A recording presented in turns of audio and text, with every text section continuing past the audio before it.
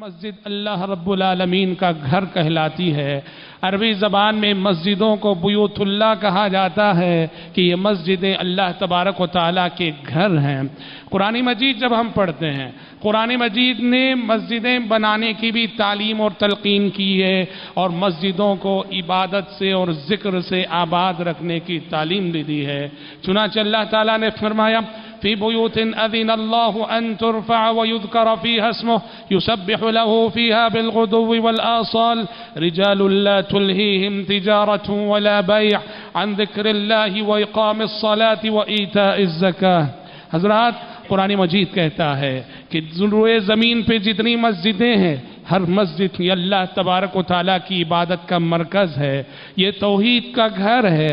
چنانچہ سورہ جن میں اللہ تعالیٰ نے فرمایا وَأَنَّ الْمَسَاجِدَ لِلَّهِ وَأَنَّ الْمَسَاجِدَ لِلَّهِ فَلَا تَدْعُوا مَعَ اللَّهِ أَحَدًا۔ مسجدیں جتنی ہیں سب کی سب صرف اور صرف اللہ کی ہیں۔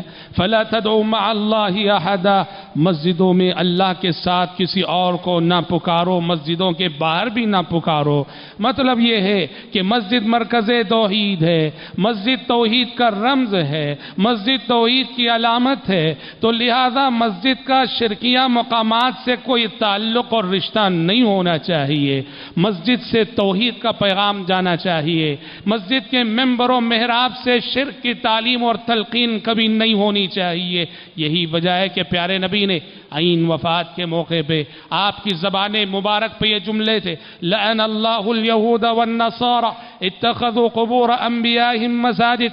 آپ نے فرمایا کہ اللہ کی لعنت ہو یہودیوں پر، اللہ کی لعنت ہو نصارہ پر، انہوں نے اپنے پیغمبروں کی قبروں پہ مسجدیں بنائیں، انہوں نے اپنے پیغمبروں کی قبروں پہ سجدے کیے۔ پیارے نبی صلی اللہ علیہ وسلم وفات کے وقت یہ حدیث ارشاد فرما رہے ہیں، راوی حدیث کہتے ہیں موت کے وقت، وفات کے وقت یہ بات ارشاد فرمانے کا مطلب یہ تھا یحذر ما صنعوا، آپ اپنی امت کو آگاہ کرنا چاہ رہے تھے، متنبہ کرنا چاہ رہے تھے کہ ہوشیار، یہ جرم جو پچھلی امتوں نے کیا، یہ غلطی جو پچھلی امتوں نے کی کہ قبروں کا رشتہ مسجد سے جوڑا، مسجد کا رشتہ قبروں سے جوڑا، یہ غلطی تم نہ کرنا۔ جہاں مسجد ہو وہاں قبر نہیں آ سکتی، اور جہاں قبر ہو وہاں مسجد نہیں بن سکتی۔ وَأَنَّ الْمَسَاجِدَ لِلَّهِ فَلَا تَدْعُوا مَعَ اللَّهِ أَحَدًا، یہ مرکز توحید ہے، یہ اللہ تبارک و تعالیٰ کی عبادت کی مراکزیں ہیں سب مسجدیں، اور یہی وجہ ہے پیارے نبی صلی اللہ علیہ وسلم نے ہر مسجد کو اللہ کے نزدیک روئے زمین کا سب سے محبوب علاقہ، روئے زمین کا سب سے محبوب خطہ قرار دیا جب آپ نے فرمایا احب البقاع الی اللہ مساجدها وابغض البقاع الی اللہ اسواقها، زمین کا سب سے پیارا حصہ اللہ کے نزدیک مسجدیں ہیں اور زمین کا سب سے ناپسندیدہ حصہ اللہ کے نزدیک بازار ہیں۔ مسجدیں اس لیے پیاری ہیں، یہاں اللہ کی عبادت ہوتی ہے، یہاں نمازیں پڑھی جاتی ہیں، یہاں اللہ کا ذکر ہوتا ہے، یہاں قرآن مجید کی تلاوت ہوتی ہے، یہاں صبح و شام اللہ کو یاد کیا جاتا ہے۔ اس لیے روئے زمین کا سب سے محبوب علاقہ، روئے زمین کی سب سے محبوب جگہ اللہ کے نزدیک مسجدیں ہیں۔ اور بازار، یہاں جھوٹ ہوتا ہے، یہاں ظلم ہوتا ہے، یہاں دجل ہوتا ہے، یہاں فریب ہوتا ہے، یہاں دھوکہ ہوتا ہے، یہاں گالیاں ہوتی ہیں، یہاں مرد و زن کا اختلاط ہوتا ہے، صبح و شام کتنے گناہ کے مواقع وہاں ہوتے ہیں۔ اسی لیے پیارے نبی نے فرمایا روئے زمین کا سب سے ناپسندیدہ حصہ اللہ کے نزدیک بازار ہے، جس کا مطلب یہ ہوا کہ جو کاروباری نہیں ہے انہیں چاہیے کہ خامخواہ بازار میں وقت نہ گزاریں، ضرورت پوری کریں اور واپس گھر آئیں اور کوشش کریں احب البقاع الی اللہ میں اپنا وقت گزارنے کی۔ مسجدیں جو اللہ کا پسندیدہ مقام ہے، یہاں وقت گزارا جائے۔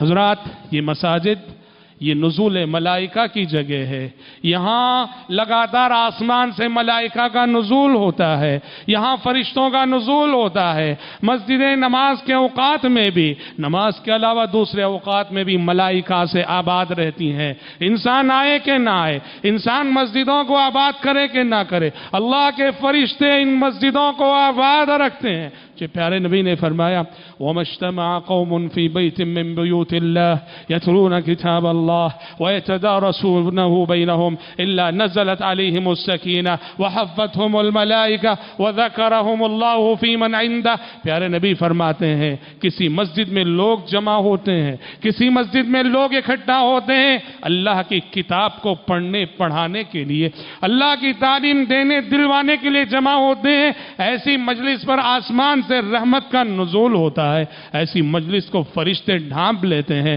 اور ایسی مجلس کا تذکرہ رب العالمین اپنے ملائکہ اور فرشتوں کے سامنے کرتا ہے جو اس کے مقرب فرشتے ہیں۔ پتہ چلا کہ مسجدوں میں ملائکہ کا نزول ہوا کرتا ہے، ملائکہ کا وجود ہوا کرتا ہے، یہاں فرشتوں کی ہمیشہ حاضری ہوتی ہے۔ حضرات، یہ مسجدیں یہ مرکز انوار ہیں، مسجدیں مرکز انوار ہیں، یہاں سے روشنی پھیلتی ہے، یہاں سے پورے محلے میں، پورے گاؤں میں، پورے قریے میں، پورے شہر میں، پورے ملک میں یہاں سے نور پھیلتا ہے، یہاں سے توحید کا نور پھیلتا ہے، یہاں سے سچائی کا نور پھیلتا ہے، یہاں سے امانت داری کا نور پھیلتا ہے، یہاں سے دیانت داری کا نور پھیلتا ہے، یہاں سے تقوی کا نور پھیلتا ہے، یہاں سے توکل کا نور پھیلتا ہے، یہاں سے یقین کا نور پھیلتا ہے۔ یہ مرکز انوار ہے۔ یہی وجہ ہے کہ پیارے نبی صلی اللہ علیہ وسلم کی سنت اور آپ کا معمول تھا، مسجد جاتے ہوئے آپ یہ دعا پڑھتے تھے، اللہم اجعل فی قلبی نورا وفی لسانی نورا واجعل فی سمعی نورا وفی بصری نورا وعن یمینی نورا وعن شمالی نورا ومن امامی نورا ومن خلفی نورا ومن فوقی نورا ومن تحتی نورا اللہم آتنی نورا۔ کتنی پیاری دعا ہے جو مسجد کی جانب قدم بڑھاتے ہوئے پیارے نبی پڑھا کرتے تھے، اللہم اجعل فی قلبی نورا، اے اللہ میرے دل کو پر نور کر دے، وفی لسانی نورا، میری زبان کو پر نور کر دے، میری سماعت کو پر نور کر دے، میری بصارت کو پر نور کر دے، میرے دائیں نور کر دے، میرے بائیں نور کر دے، میرے آگے نور کر دے، میرے پیچھے نور کر دے، میرے اوپر نور کر دے، میرے نیچے نور کر دے، اور اے اللہ نور کی بارش میں نہایا ہوا انسان کر دے۔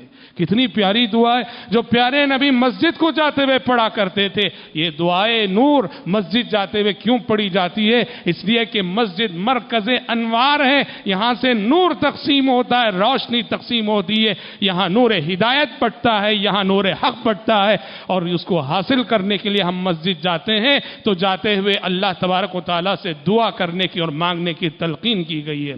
حضرات، مسجد کے حوالے سے ایک بندہ مومن کو اللہ رب العالمین نے بڑی بڑی عظیم عظیم بشارتیں سنائی ہیں۔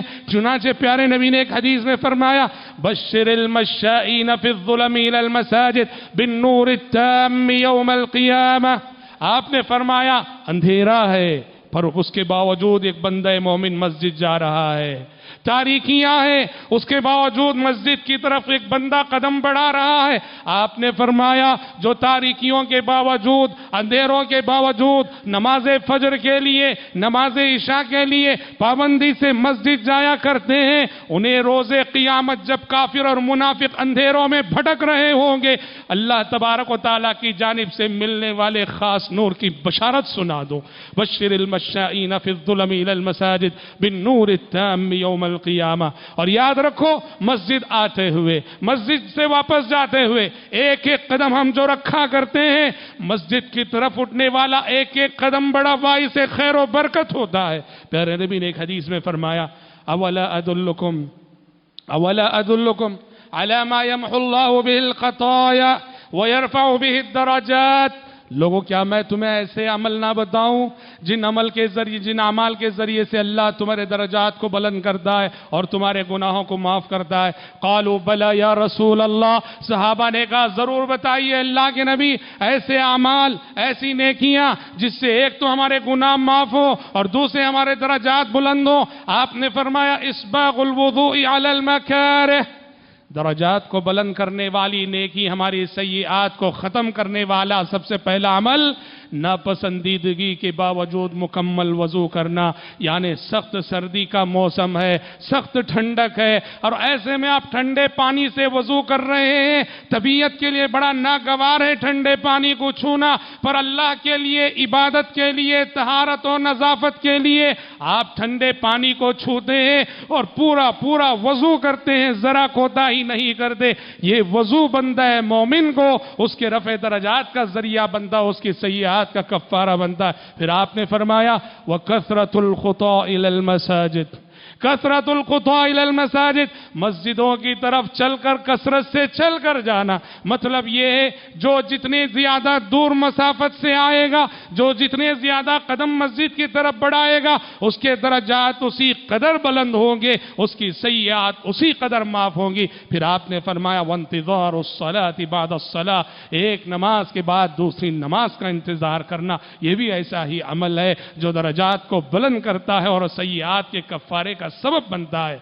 हज़रात, अबू दाऊद की एक हदीस में आपने फरमाया सलासतुन कुल्लुहुम ज़ामिनुन अला अल्लाह अज़्ज़ व जल, तीन अफराद ऐसे हैं, तीन अशख़ास ऐसे हैं, ये तीनों अल्लाह तबारक व तआला के हिफ्ज़ व अमान में होते हैं। इन तीनों के साथ अल्लाह की ज़मानत होती है, इन तीनों के साथ अल्लाह तबारक व तआला की गारंटी होती है, अल्लाह तबारक व तआला की जानिब से इन पे मुहाफिज होते हैं। उसमें से आपने फरमाया वरजुलुन खरज इलल मस्जिद, एक वो शख्स जो अपने घर में वज़ू करे और घर में वज़ू करके मस्जिद की तरफ कदम बढ़ाए जाता है, ये अल्लाह की हिफाजत में होता है, अल्लाह के ज़िम्मे में होता है, मलाइका इसकी हिफाजत करते हैं और अल्लाह ऐसे शख्स को जन्नत की ज़मानत देता है और अजर व सवाब के हुसूल की ज़मानत देता है।